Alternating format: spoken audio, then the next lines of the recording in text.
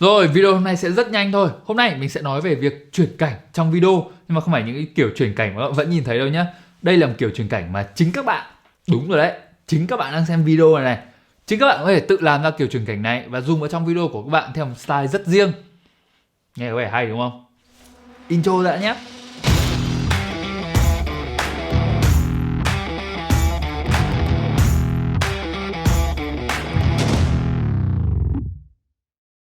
Rồi, ok, trước khi vào video ấy, thì mình sẽ cho các bạn xem một video như thế này đã nhé.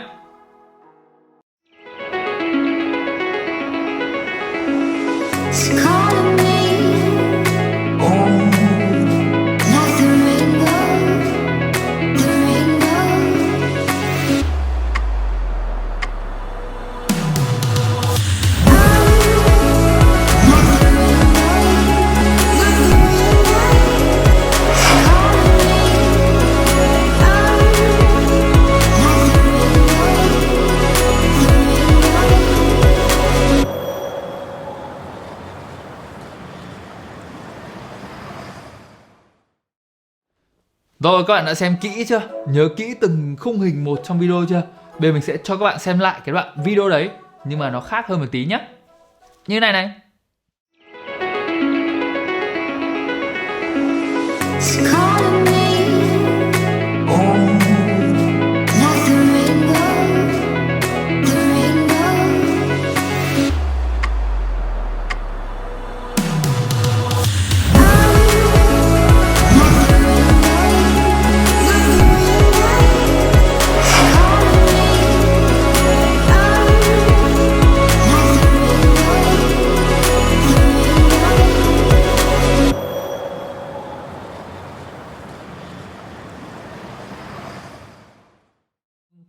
Rồi, ok, các bạn thấy sao? Cái đoạn video thứ hai trông nó có vẻ mượt mà, kiểu như là từ cảnh này chuyển sang cảnh kia trông nó gọi là dễ chịu hơn một tí đúng không? Lý do ấy đó chính là vì mình đã áp dụng một kiểu chuyển cảnh mà mình gọi là live leak và trong cái đoạn video thứ hai.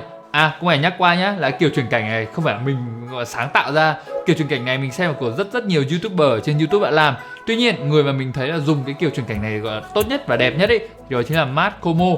Anh ấy dùng ở trong video của anh ấy trông rất tự nhiên, trông rất hay, rất đẹp. Nói chung là đẹp đến nỗi mình phải đi tìm hiểu xem là làm thế nào để làm được kiểu chuyển cảnh này. Và hôm nay mình sẽ hướng dẫn cho các bạn qua từng bước một nhé. Với kiểu chuyển cảnh này thì các bạn sẽ có cái ánh sáng đi qua khung hình hay đi từ trên xuống khung hình của chúng ta. Làm thế nào để chuyển từ cảnh này sang cảnh kia một cách trông nhẹ nhàng, tự nhiên và uyển chuyển nhất có thể. Việc để làm cái ánh sáng này nó cũng sẽ khá là dễ thôi. Mình sẽ chỉ cho các bạn qua từng bước một, từ bước chuẩn bị cho đến bước quay rồi dựng rồi kiểu đưa vào effect, rồi nói chung là đủ tất cả bước. Xem như nào nhé. Bước đầu tiên chuẩn bị thì để chuẩn bị các bạn sẽ cần máy ảnh và ống kính, tất nhiên rồi. Một cái bình thủy tinh, các bạn có thể dùng cái bình thủy tinh này hoặc là dùng cái cốc thủy tinh của các bạn. Cho tí nước vào cũng được, trông nó sẽ lấp lánh hơn khá là nhiều đấy. Tiếp theo, thành phần rất quan trọng để các bạn có thể làm được cái ánh sáng di chuyển đó chính là một chiếc đèn pin. Các bạn có thể dùng đèn pin ở trên chiếc điện thoại của các bạn cũng được. Sau khi dùng cái đèn pin ở trên điện thoại này thì nếu các bạn muốn cái light leak của bạn nó có thêm tí màu sắc ấy, thì các bạn có thể dùng cái này nhé.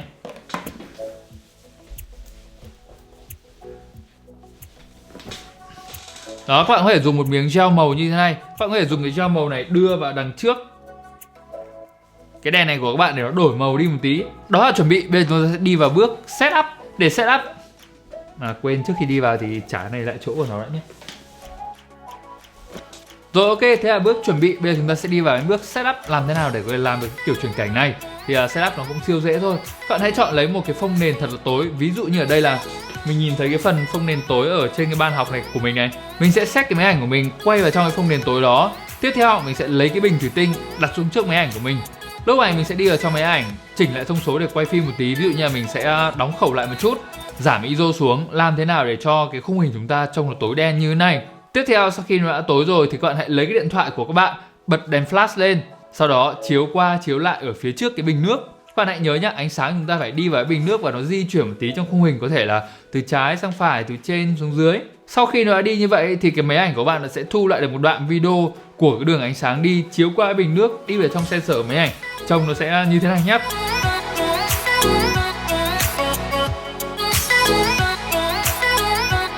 Và rồi, ok, video đến đây là hết. Các bạn vừa biết được cách làm chuyển cảnh, làm thế nào để vào trong video trông cho nó đẹp, cho nó hay. Và hãy nhớ là trước khi tắt cái tab YouTube đi, chúng ta có nút like, nút share. Và mình đùa thôi, thật ra video chưa hết, chúng ta phải đi vào bước hậu kỳ nữa nhé.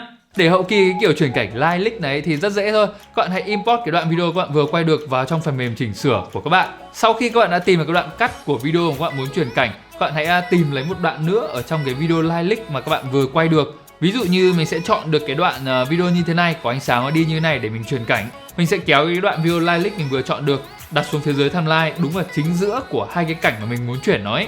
Lúc này nếu các bạn bấm play ở trong video thì trông nó sẽ hơi buồn cười một tí. Tuy nhiên hãy bình tĩnh nhá, hãy chọn vào cái layer live leak đó, sau đó đi lên trên phần effect, chọn vào phần blending mode, chuyển cái blending mode của chúng ta từ normal thành screen. Và vậy là xong rồi, chúng ta có thể đi xuống và xem lại cái thành quả của chúng ta. Lúc này các bạn sẽ có một kiểu chuyển cảnh mà kiểu ánh sáng nó đi qua khung hình trông nó khá là mờ ảo, trông nó nhẹ nhàng, không bị đau đầu kiểu những cái chuyển cảnh kiểu quay vù vù vù mà bình thường các bạn vẫn thấy. Để chỉnh sửa cái chuyển cảnh này gọi là kỹ hơn một tí nữa thì các bạn có thể scale nó to ra, nhỏ vào, chỉnh opacity cho nó mờ mờ đi một tí. Hoặc là các bạn có thể thêm hai crossfade vào đầu và cuối của chuyển cảnh này để khi nó bắt đầu ánh sáng nó đi thì nó mờ dần ánh sáng vào, và lúc ánh sáng phát ra khỏi khung hình thì nó cũng mờ dần cho ánh sáng đi ra.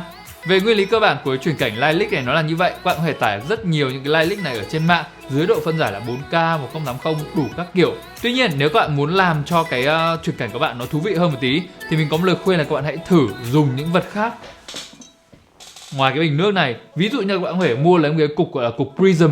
Prism nó là một cục như thế này nhé. Các bạn có thể dùng cái này thay cho bình nước kia, đưa qua đưa lại trước ống kính, nó cũng sẽ tạo ra một vài hiệu ứng trông khá là hay đấy. Và vậy thôi.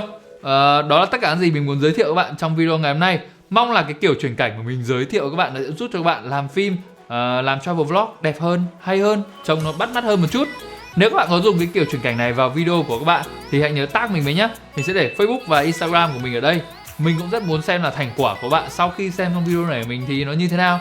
Và cuối cùng thì trước khi tắt cái tab YouTube này đi, hãy nhớ chúng ta có nút like, nút share và cả subscribe ở dưới nữa. Còn bây giờ thì bye bye. Hẹn gặp lại anh em một vài ngày nữa nhé.